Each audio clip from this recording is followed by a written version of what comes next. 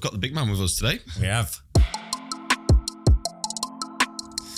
Welcome, Rob Cavill, MD of Spectrum. What we calling it? Spectrum Workplace Technology, Spectrum Group. Spectrum. Just simple. Just overcomplicating things, aren't I? Yeah, that's fine. Well, welcome to the podcast again. Thank you. So we've had orders for each of us to bring a subject or a news article or something to the table, literally this morning.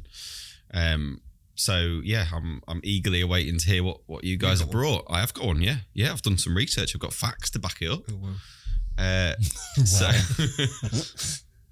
So who wants to go first? Should we start with Definitely Mr. Cavill? Yeah, definitely. Right. Okay. So I only received an invitation to this yesterday. So I had a quick look last night on LinkedIn to try and source something. Have you heard of Mike Winnet? Mike who? Winnet. No. No. Oh, Can't say I've. He'll be devastated if he watches. Wellesley will know him. He is quite popular on LinkedIn. Okay. A bit disruptive in the way he just says his truth. And I agree with 99% of what he says because I like his approach. So he says, before you hit this post on LinkedIn, ask yourself, has this been said before? If you share the same as everyone else, you're just going to blend in. Same structure, same regurgitated insight, same tone, same style, same story, and you'll see limited results. So share stories from your own personal and professional experience. Delve into what's working for you in your business right now. Be bold in your opinions and strong in industry update posts. Speak in your actual tone and don't hold back. And stop repeating what you see on your timeline. Be original, like me. So I, for some time, have wrestled, not literally, but wrestled figuratively with backs about how to come across on LinkedIn and be natural. And when I watched the Steve McDermott podcast a month or so ago, that was about public speaking, so not necessarily about what you post on social media, but still the same gist of what Mike was saying on that post, which is be yourself a bit more. And I worry about that because me being myself might not be as, not that I'm unprofessional or not corporate-y or horrible or anything, but if I was just to be normal and myself, there's always a danger that it offends or isn't quite in line with the corporate approach that we probably force upon ourselves. And so even getting ready for this podcast, where I'm thinking, be myself. I'm wearing a shirt, which is unusual. So I'm already breaking my own rule. And then Bax is telling me how to sit so that I'm no more than 8 inches from the mic. And then it all feels a bit rigid, and then I'm going against everything that I've just read and learned. So I like the idea of being myself, but I'm afraid of it. Yeah. So that's what I read with interest and thought that resonates a little bit with me. So what's your question to the group? Is it? Do I need to ask? Do we agree or? Well, do you agree? Do we agree? What do you think, Steve, on that point about being yourself? Because I know you also have had some recent hesitation or reservations around the support of the marketing team with your LinkedIn persona. Yeah, I definitely struggle with it. I think it helps that we work for a smaller, non-corporate company, because I think if you work for a big organisation that's got brand guidelines and everything else, there's always that. Well, if I say something that goes against the brand guidelines, I'm going to get hauled in front of the marketing director. So I think that helps, and I think there's also this kind of cancel culture, which is always in the back of my mind, that if I say the wrong thing or perceive to say the wrong thing, then I'm just going to get cancelled on social media, and I just can't be doing with the stress of that. To be honest, so whenever I do post on LinkedIn, I spend like 5 minutes reading it, rereading it, ring my wife, can I post this? Just bloody post it. And then when you do post, I'll spot it. It'll say edited because you've been back to it because you're nervous about what you wrote. So constantly, it's a constant battle. And I think I agree with you. You need to be yourself. I definitely need to be myself more on LinkedIn, and I'm not yet. If I'm honest, I'm still putting a bit of a facade up. Yeah, and we have to decide whether that's the right way to be. I'm tentatively easing myself into trying to be a bit more myself. So when I see stuff I like it, or I comment, And it could be completely unrelated. In most cases, it is unrelated to anything that we do or that I do. I saw some stuff yesterday around some cool architecture. I saw that and I loved it. It was brilliant. Where they do the glass on a destroyed building or a rundown building, and they just repair it with glass essentially. Yeah.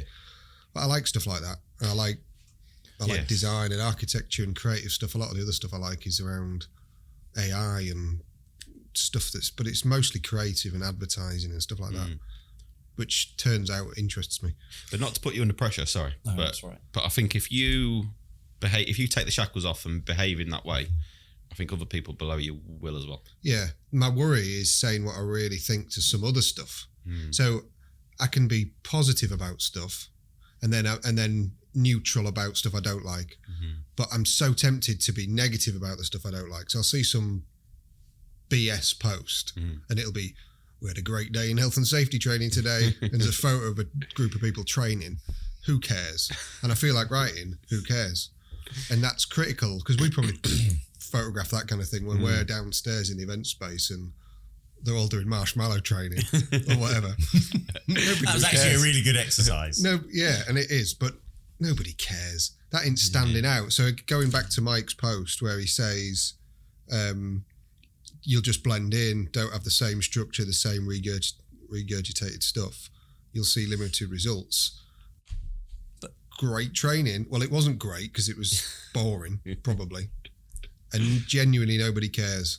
Yeah. But I'm going to go on a limb here, and I find it difficult to be myself on there because of my role. What I don't want to do is alienate potential clients. But actually picking up on your point, Rob, where I would challenge that is I get the whole, look, I've got a certificate, pat on the back. Really, I don't give a monkeys. It's whatever. But I suppose part of it is, are we going for clickbait? We just want people, we're going to be radical and we want things to be different because we stand out. Or do we want to show the ethos of a company that, we invest in our employees to do, to improve team spirit, to improve, being together to actually deliver better products? Yeah, I think that's a fair point, because from my perspective, our marketing serves two purposes. One is to create brand awareness amongst potential clients, so when they're ready to buy, they think of us.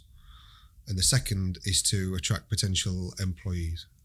So it does serve two purposes. I agree. Whether a prospective employee looks at Spectrum and sees our podcasts, the more fun stuff we do, and the employee engagement bits we do, they probably like that. Whether or not they would think, oh, great, they do health and safety training there. Because it's like a given, and it's that kind of post where I'm thinking, that is boring.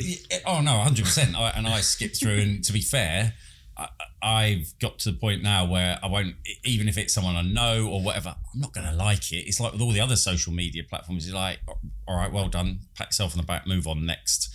But when it's something where, like you said, for prospective employees or even prospective clients to see that you invest in your team, I think that's what, and I take your point that they are separate.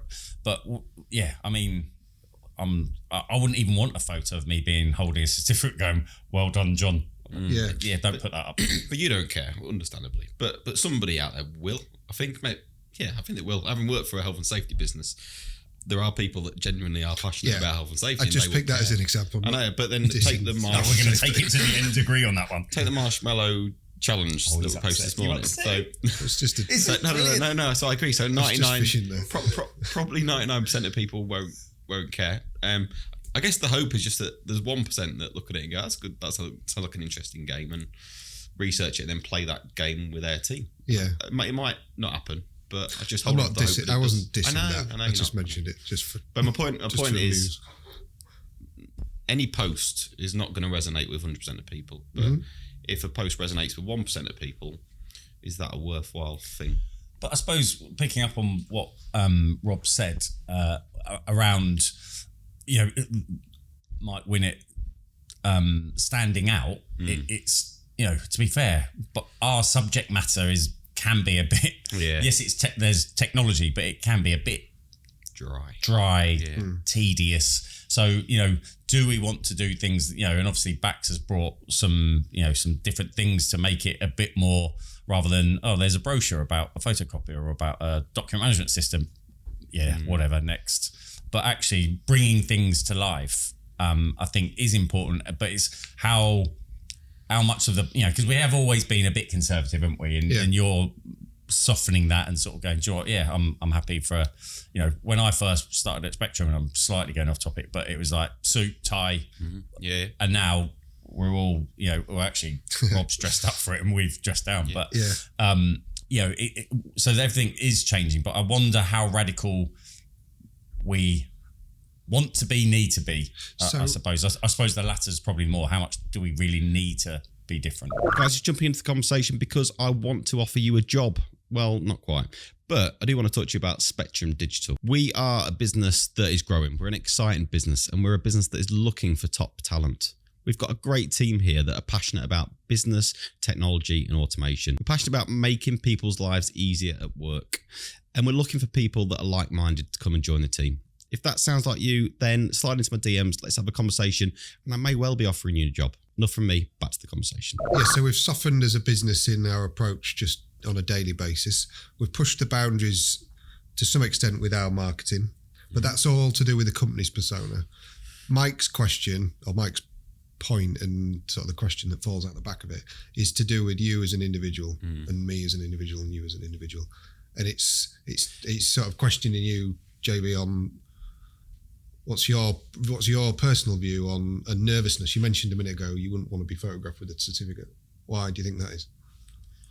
Well, one, because there's a number of reasons. One, don't really like having a photo taken. One, it's not newsworthy. Two, or three, sorry. Who cares? Yeah. Well, if I don't care, why should I expect anyone else to care? And Bax always says, if you only get no likes or one like, then nobody's seen it. Nobody's bothered. So you're worried about putting something out there that doesn't get any interaction. The very fact that it doesn't get interaction means it hasn't had any interaction, and it's been forgotten and it's down somebody's feed. Do you see that kind of logic? So when you make a comment or you do a post, do you care the number of, I know the answer, but do you care the number of likes or comments that you get back? Would you go back to your phone every half hour? I know you're a busy man, and go, I've only got 10 likes. Or is it, no, I'm going to put my view out there, bothered whatever anyone else thinks? Once upon a time, I'd have been checking it, refresh. Oh, 2 people have thumbed it or whatever. Now I am not bothered. I don't post very often at all. This is my dilemma. Do I start increasing my output personally, not the company's output, my personal output, and just like stuff I like, comment on stuff I want to comment on, and not care? I am leaning towards that more so. So I'll comment on some architecture or whatever. I know I'm not going to offend anybody, but I've also got other people in the business on my shoulder saying, why are you wasting your time posting on architecture?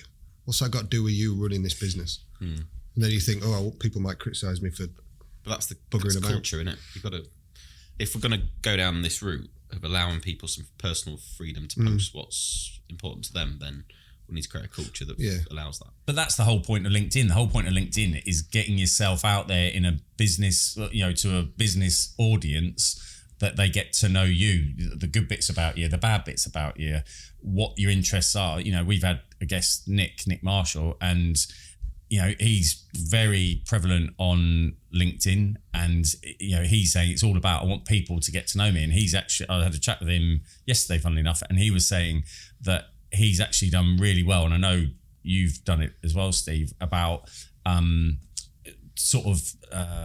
sourcing future employees of his organisation through people getting to know him on LinkedIn, and then him reaching out, and not in a trying to snare them at that point, but just sort of interacting with them, and eventually it's like, actually, do you want to come and come and work? It's been really important for recruitment, I think, LinkedIn, and people knowing us. But also, even when I don't approach people through LinkedIn and bring them in through that channel, when they sit down at interview, 9 times out of 10 at the minute, the first thing they say is, I like the podcast, by the way. And people are obviously investing time to watch those, learn about us as a company, and thinking, is this the sort of place that I want to work? Yeah. My biggest challenge is trying to stop myself from posting when I don't like stuff. Taking the handbrake off. And just saying, you're talking... or whatever. That's my biggest because there's such an urge to do that, to call people out when it's all nonsense. Why do you need to? I think Exactly. if you just post stuff that... Which is why I don't. Yeah. It's tempting. But Some people think that what I'll say will be a load of crap, which is fine, but I think it's easier, it's human nature to be critical than be positive. But I think ultimately where I've ended up is be neutral on stuff you disagree with and ignore it, and just post for the good. Yeah. And be authentic when you do post. And be That's what authentic I on the good struggle stuff. with at the minute. Yeah. How?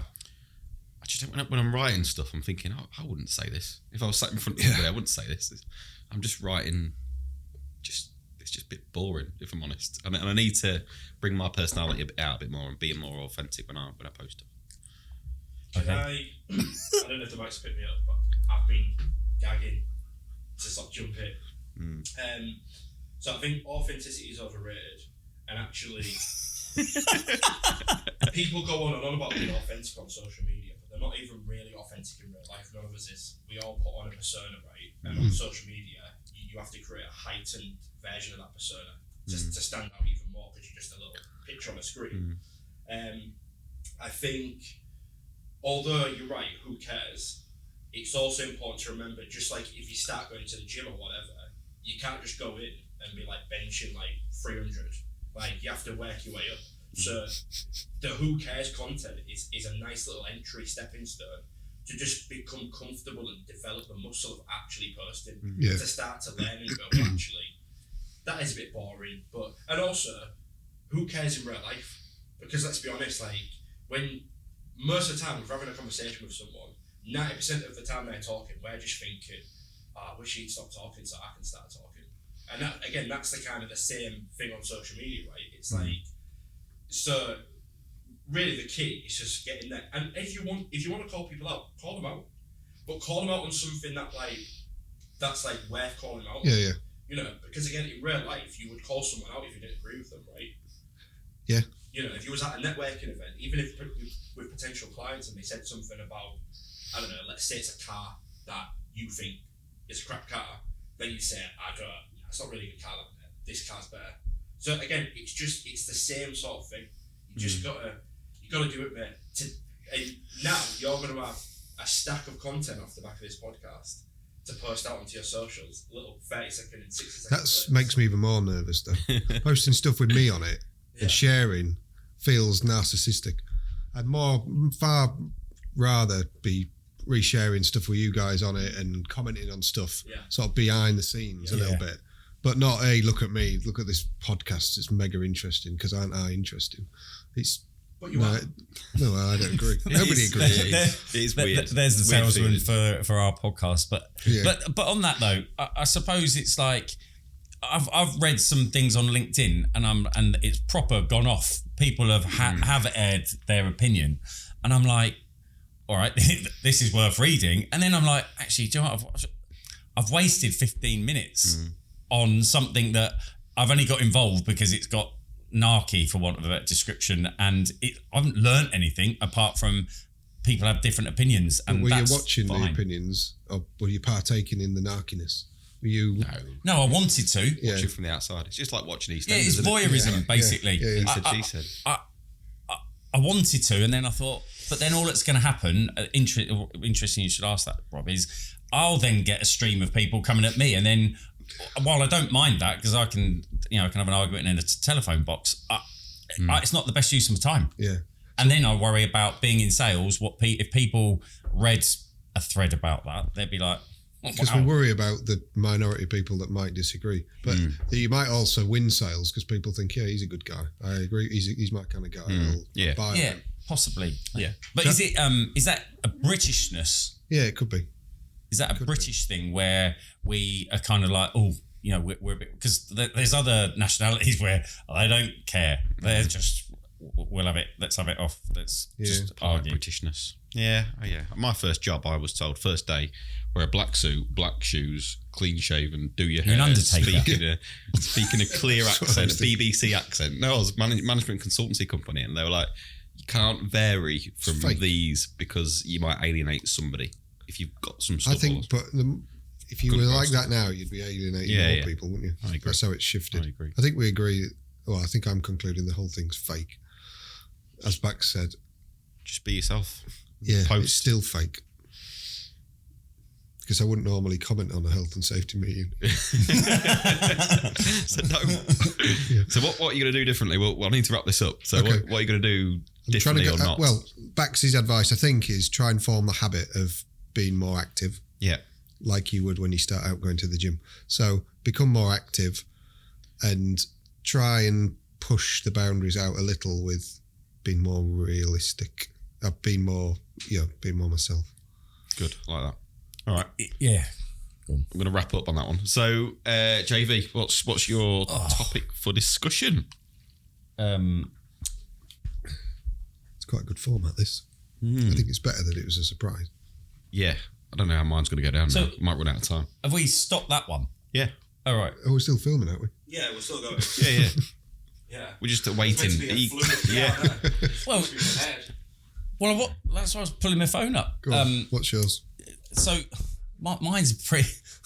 After that first subject, I'm now wishing I've maybe gone a different route. Me too. That's why I put you next.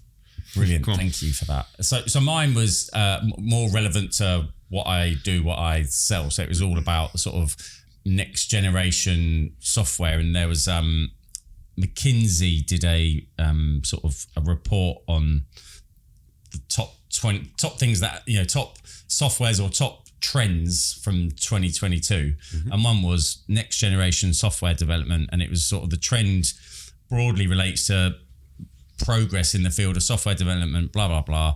Tools in this space include AI, machine learning, etc.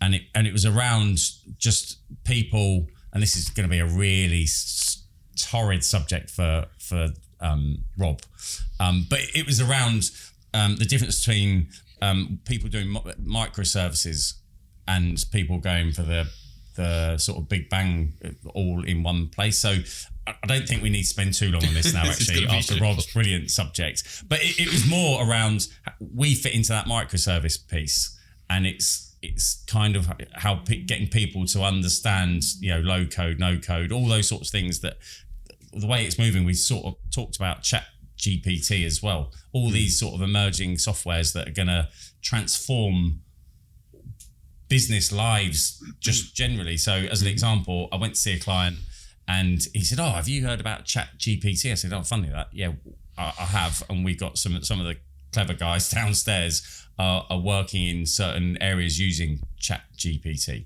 And then suddenly he said, "Oh, do you know what? I've been using it to check all the code that I write." And he said, "It saved me so much time." And he was like, but he then went on to say, actually, it, down the line, it's going to be able to write it, but it's a bit scary where it could end up. And I suppose it's where, I don't even know what question I'm asking really.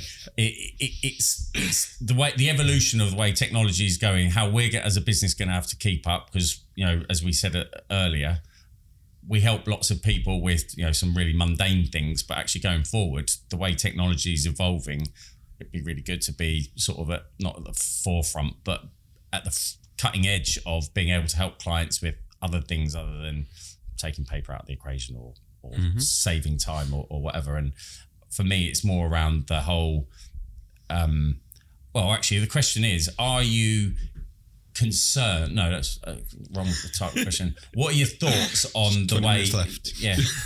What are both your thoughts on the way technology could potentially evolve how we do things, take over our roles? Ultimately in 10, 15 years time, we might be taken over by AI and bots, things like that. What are your thoughts? That took 10 minutes to ask a question when I could have just said it in 30 seconds. Next. I think yes. He's bored already. Go on then, Rob, what's your view on I that? think it was one of our former guests, Oliver Yonchev, who posted, I think probably within the last day or two, about content creation, which is quite topical because that's what we're doing right now, is creating content. And he said, because of AI, or the advent of AI, or the growth of AI, we'll no longer be content creators and more like conductors. I.e., you still need the human to conduct and procure and, I guess, come up with the objectives of any particular project, but it'll be AI that's doing the production of it and the creation itself, which I thought was an interesting one. And I've seen myself in the last, this isn't AI, so it's not quite answering the question, but I've seen myself in the last couple of months while I've been helping my wife with the creation of her website for a new business. That's a plug. www. And I've, because it's a startup, we were obviously didn't want to spend a fortune on using an outside agency. But where I've seen the risk to somebody like a marketing agency is that the tools that you get to create a website these days, this was through GoDaddy's web builder tool, any non-technical person such as myself can create what I think and what most people seem to be thinking with a review of this website, is that it is perfectly functional and does what it needs to do. Yeah, and it's not quite AI. It's more of the wizard behind it, the tool and all that kind of stuff. So I can see how the evolution of that kind of technology, I wouldn't say it's making creative people redundant or web builders, but it's halfway there. It's putting more in the hands of the end user to do that. And I think technology. AI clearly takes that to another level altogether. Yeah, when I wouldn't even have to be doing the configuration on that web builder. I'd be saying, I want a website to look roughly like this, click go, and then it just does it. Here's 10 options. Yeah, gives you the options. So I think for the creative industry, be interested to see what, you should be on this. You should just be sat here. But anyway, it'd be interested to see what the creatives in the room's take would be on it in that particular sector. Yeah. But I'm focusing on the creative sector as opposed to anything else. Okay, me again, just jumping in to talk about one of the processes that we often get asked to automate, which is the processing of supplier invoices, also known as accounts payable automation. So what does that mean? Well, most businesses receive invoices from their suppliers, and a lot of businesses still have people that are manually reviewing those invoices, making sure that they're correct, making sure they're accurate, and then manually rekeying them into a finance system or an ERP system. Well, our solution can automate that process. So typically an invoice will come in, we'll use capture technology to understand what's on that invoice. We'll then match that data up against goods received note to make sure that we've received the product. We'll match it up against purchase order data to make sure that somebody has placed an order for that product. And ultimately, if we can match that up, we can automatically push that into an ERP system or finance system, and nobody has to touch it. How good does that sound? If there are exceptions, if there are things that need to be checked, that's fine. We can use digital workflow to push that to somebody to eyeball it and say, is this correct or does something need to change? Ultimately, though, that can then be pushed again into an ERP system or a finance system. This is about making your life easier. It's about making operations as quick and as efficient as possible. And we do that all the time. If that sounds interesting, then get in touch. That's enough from me. Back to the podcast. Because and the other thing, Rob, is, if we go to how it is now pre-AI, or not now, but, a few years ago, it was like, right, we'll go away, we'll take your brief, we'll go away and we'll come up with some concepts and we'll come back to you, and it's all time. And now it's instantaneous, right? We're going to build this website, right? What do we want in it? And you start dragging and dropping, and it's there. It is. So and it's exactly what you want, how you want, rather than someone may misinterpret the brief, taking the creative, trend that we're talking about. Come back, they've wasted your time, their time, rather than you over the dinner table going, right, well, we'll just do this, and this. Bingo, that's what we wanted. Yeah, it's going to come down to how people can get the best out of technology. That's going to be the differentiator, I think. I mean, if you look at what we do at the minute, we're predominantly a value-added reseller of software. So we take other people's software largely and we bring that together into end-to-end solutions. We've talked about developing our own intellectual property around software, and we're working on that at the minute. But the reality is, even when we do that, we're still bringing together other people's software, because if we're going to have an AI engine as part of that product, we're not going to build our own AI engine. We're going to use somebody else's, and we're going to, it's kind of like terms that of the user conductor interface. Point, yeah, exactly. conductor role. it's not that different from what we do today, which is taking the best technologies, bringing it together into an end-to-end It doesn't solution. scare me because 100 years ago there was no, I don't know, scooters or something. Yeah. There's the evolution of every kind of tech has the ability to scare something. 20 years ago, I'm thinking, I love my CD collection. Oh, well, it's all going to be on one thing. Well, how am I going to file through it and do it all? I'll be scared. But you're not. It just evolves and it just happens. But you don't notice because it evolves. I mean, it evolves quickly, but you still don't notice. I was going to say, I suppose, being slightly dramatic, being more myself now, but does it not scare you in the fact that how quickly it's evolving, that it could get to the, to the dark side, if you will? Certain things could take over. So if we were to, bring in, I don't know, AI or whatever to do something within his business, within a couple of years, it might have learnt enough that it starts doing things It's that that film, isn't it? That Will Smith iRobot, I think, where they take over. Yeah. Or Skynet. Not seen that. and Skynet. It's in Terminator. Oh, right, yeah. I think that takes over. Yeah, Skynet, yeah. So Before my time. ChatGPT is going to before your time. Before my time, yeah. Don't mess about. I'm only mid-30s. Late thing. I am. 38, aren't you? 37. That's still well, mid. You're knocking on the door. No, not at all. No. Knocking on the door with your coffee. anyway, this is becoming an ages conversation. I'm don't not wanna go comfortable. JB's getting them. Yeah, I think that's some way off personally, and I Good. think the role of humans is still really important in terms of strategy, in terms of understanding the true requirements of a client, and It can only help. technology will do a lot of the heavy lifting, but that's largely a good thing. Yeah, that's the thing. With the advancements of technologies, 99% of what we see, or maybe 90% or whatever, is positive and for the Yeah. it's all improvement. All right, can we move on to mine? Please. And again, I'm not sure if I've missed the mark, but here we go. So my question to you guys is this the beginning of the end for the FAANG organisations? You know what I mean by FAANG? Right, so FAANG stands for Facebook, Amazon, Apple, Netflix, Google. So they're the big tech companies Fine. that made up the vast majority of the wealth of Netflix, you say? Is the Yeah, yeah. Netflix. Google. So they made up, I don't know the exact numbers, but they were large, like 25, 26% of the S&P 500. That was in these kind of six stocks. The combined market cap was about, I think it was over 7 trillion at the beginning of 2022. But obviously in the last 12 months, or not, maybe not obviously, but all of those have kind of dropped off a cliff in a big way. So if you look at, What metric are you using? What's dropped? well, the market cap, as in what they're worth, has dropped off a cliff. But in many cases, other indicators. So if I look at Facebook in 2022, subscribers declined for the first time.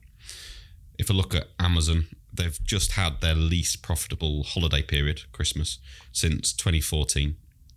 If I look at Apple, they've seen the largest quarterly revenue drop in 7 years. So they're a measly 117 billion, which is down 5.5%. If I look at Netflix, they lost 70% of their value last year. And as well as increasing competition, people like Disney and Amazon in the market. And then you look at Google, they've just cut 12,000 jobs, which is 6% of their workforce. And people talking about whether ChatGPT and AI is going to replace the need for people to Google stuff, because they'll just go on ChatGPT and ask those same questions. So they've kind of been the darlings of Wall Street for the past 10 years. And then in the last year, they all seem to have kind of plummeted down to earth. Yeah. Is it the end of them? Is there going to be a new generation of technology companies that are going to come in and take over? I think this is just a guess. I don't think it's the end of all of them. I think there are five different businesses there, and each have a slightly different answer. Mm-hmm. If I was to bet, and this is recorded, so we can look back on this, see how wise I am. I think Facebook is going to continue to decline. Yep. I Why? think competition, other platforms that allow people. We already see it with. I mean, you'd be surprised to hear that I'm not on Facebook nor the rest of them. You see my nervousness or hesitation or sort of lack of interest in even LinkedIn. So to get involved in the rest of them, I'm not particularly interested. Yeah. Albeit Twitter I am now on, but I use that as a news feed rather than a place to quote, because it has some cool stuff on it. So, yeah, I think Facebook declines due to competition in the other social platforms that allow people to communicate with one another. Amazon, I think, is mighty enough to adapt to whatever is causing its drop in profitability. I think they have got that sewn up with the ease of and the user experience around ordering stuff. Apple, Apple, I'm not sure. Just Netflix will wane as well, and I think Google will be fine. So my insightful prediction is that Facebook and Netflix will be the ones that wane, and the others will probably be fine. Just on Amazon, I missed one out actually. So they, in 2022, they made a net loss of 2.7 billion, whereas the year before they made a profit of 33.4 billion. It's a big swing. Quite a big swing. So I think there's a few things to, well, Rob's views, but also on FAANG is, I think some of those businesses I think were artificially inflated due to COVID. And everyone's stuck at home. So Amazon, as an example, no wonder they were whatever billions profit, because everyone was stuck at home and it's like, what should we do? I think I'm not a fan of Facebook. I am on Facebook, but just the trash that comes on there, either by friends or people that I haven't seen in donkeys, and I'm like, wow, okay, I'm better off not commenting any further. And that, I think Facebook's a bit of a narcissistic sort of, everyone, like, look at me, look what I've done. I'm in the Seychelles, good for you. I'm not, so I don't care. Next. But I think I actually agree with you on Netflix, because I think they've realised their model, and they're now trying to change it, is that when you share your subscription, so you know, my mum's got one of my slots, the dog's got one, obviously not, but share it out. That's not a great business model, is it? So they're clamping down on that. I read that yesterday. Yeah. I think obviously Facebook / Meta are trying to go into the metaverse. Yep. I think all 5 of those businesses are of a size, as you said, with their financial clout. They will buy up the emerging companies / technologies in their area to stay relevant, and because they've got that sort of money, that those names will be with us, apart from potentially Netflix, for a very long time. Stay dominant. Yes, because they'll just go in and buy up whatever they need to stay relevant. You mentioned their size, though. Do you think their size works against them to a certain extent? Because we're talking about, or Bax was talking about, I think it's price is law. I'm not an expert on this yesterday, but I'm not an expert on it. But it's something like 50% of the value delivered in an organisation is delivered by the square root of the number of employees. Yeah. So if they've got, 10,000 employees, there's, rough maths, 100 people that are delivering 50% of the value in that organisation. And the bigger an organisation gets, if I'm honest, the more passengers it picks up along the way. And is that part of the reason that we've seen these really lean growth stocks then turn into big elephants with a load of fat in them? But then maybe recognising that, why Google making 12,000 redundancies? Well, fair point. And Twitter's done the same. Yeah. He canned half these people, didn't he? Yeah. But if you think about it, potentially these tech companies, when we go back to my boring subject, they'll be using the technology now where people were doing, certain things which was building up to someone adding proper value within that organisation. They're now using the technology that can do it to then come to the conductor to go, there we go, that's what. So that's all that's happening. They're rationalising down by using the technology they're developing. As you said earlier, or as you were alluding to, they will diversify. They'll buy up ChatGPT, whatever. They're the masters of diversification, some of these. Google in particular. Amazon as well. Yeah. Amazon was books. Yeah. Google was a search engine. And now you can buy a mobile phone or a pair of glasses and all sorts of stuff. Yeah. So they're the masters of diversification, which I think is what will give their shareholders the comfort that they can make the cost savings where they've grown too quickly, and they'll buy up some lean businesses in. But then, as you say, the emerging stuff. But when you've got big monolithic businesses like that, when they buy up lean, cool, agile businesses, they tend to turn them into big monolithic businesses, and they quite quickly. I don't know. I'm not sure. What's your view? I think it's. I think it's the end of the beginning as opposed to the beginning of the end for them. I think we've seen the kind of growth, and I think we're going to probably see them plateau and just turnover, big turnover, still reasonable. I think they'll get back to reasonable profitability because they are cutting heads. But I think eventually, probably not in the next 3 years, but probably in the next 5 to 10, I think you will see competitors come in and disrupt the markets and change them. I agree, and actually, just having had a little longer to think, I actually think Apple might be the other one with Netflix that might. Yeah, they're huge now, but they're a bit of a brand sort of. Oh, you've got to have an Apple Watch, got to have an Apple, iPad, or what. Like you just said, when someone else comes out with an orange and it does all these different things, that will be the new thing, and that will be the where people will go. And so I think that one. If you had to back two, you're backing Amazon and Google. I am. They're my two. Yeah, probably. I think Apple's still a strong business. I'm covering Apple products, but my question would be, I guess, when was the last time they had proper innovation? Like when they brought the iPhone just out, evolving things. It changed the market completely. Right, when was the last time? Yeah, the watch, which is probably 6-7 years ago, I bet. Yeah, probably at least. Although they are bringing a car out, aren't they? Are they? Yeah. Okay. Watch this space for which one of you two gets that first. but they're going into. I was thinking earlier. It's not one of those, because actually it's not one of those 5, but it's Tesla. I think down the line, Tesla will become the Ford Focus of EVs, and I'm not sure whether. You're right. That's his aim, but I think that's the sort of market he's not trying to put. Yeah, there's some real top end ones, but in the main, he's just trying to put volume out there, and it's not necessarily. It's going to have the finish of a Ford Focus rather than some of the other brands will.